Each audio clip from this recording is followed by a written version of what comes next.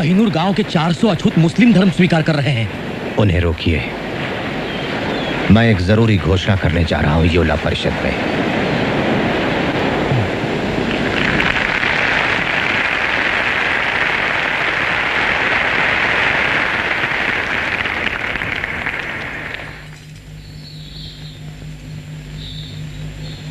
मेरे अभागे भाइयों और बहनों, जब मैं मुड़कर अपने आंदोलन के 10 सालों पर नजर डालता हूं तो भविष्य के लिए चिंतित हो जाता हूं। बहुत हो चुका, अब हम चुपचाप नहीं बैठेंगे।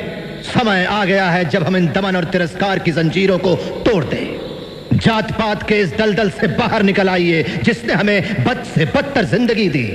इन सामाजिक बेड़ियों को तोड़कर बाहर निकल आइए और चुन लीजिए ऐसे धर्म को जो हमें बेहतर अवसर और समानता का अधिकार दे। दुर्भाग्य से मैं एक हिंदू अछूत के रूप में पैदा हुआ।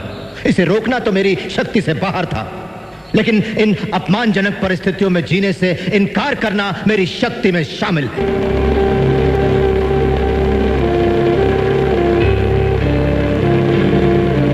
हालांकि मैं हिंदू पैदा हुआ हूं, लेकिन मैं भरोसा दिलाता हूं आपको कि एक हिंदू के रूप में हरगिज नहीं मरूंगा।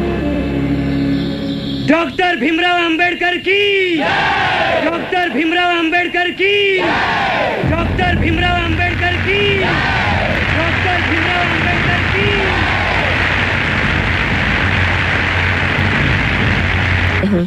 मैं आपको अमेरिका से आए डॉक्टर हेनरी क्रेन से मिलवाना चाहती हूँ। Hello doctor crane. हेलो। ये आपके धर्म परिवर्तन आंदोलन का जायजा लेने आए हैं। और मिस्टर गांधी से वर्धा में पहले मिल चुके हैं। हाँ डॉक्टर अंबेडकर, इस मामले में मैं बहुत से लोगों से मिला हूँ और मुझे पूरा यकीन है कि सिर्फ ईसाई धर्म के पास ही आपके सारे सवालों का जवाब है। अगर आप ईसाई धर्म अपनाते हैं तो सारे ईसाई देश आपके सामाजिक, राजनैतिक और आर्थिक स्तर को उठाने में मदद करेंगे। और मैं सोचती हूँ किसी भी हिंदुस्तानी को इसमें कोई ऐतराज नहीं होगा।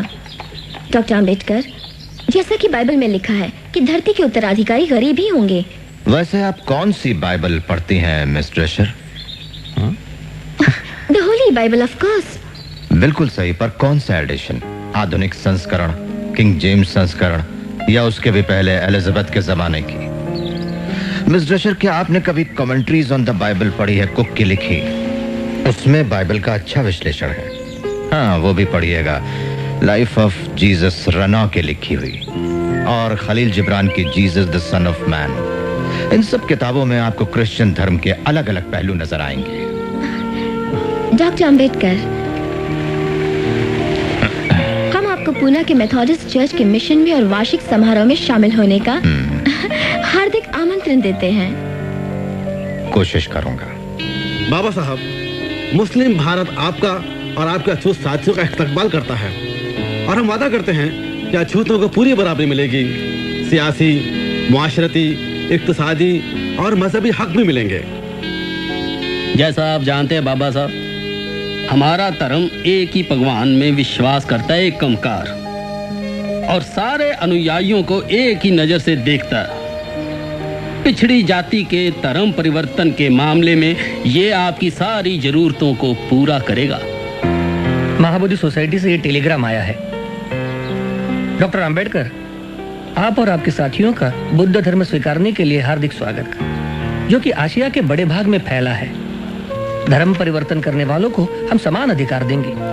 हम लोगों में किसी भी प्रकार का जाति भेद नहीं है। हमारे कार्यकर्ता आपसे मिलेंगे, हमें सूचना भिजवाइए। लगता है कांग्रेस और सरदार आपको इस चुनाव में बर्बाद करने पर तुले हैं। आपने सरदार पटेल का वक्तव्य नहीं पढ़ा? हाँ, हम धर्म बदलेंगे तो सांप्रदायिक समझौते में कोई आरक्षण नहीं मिलेगा।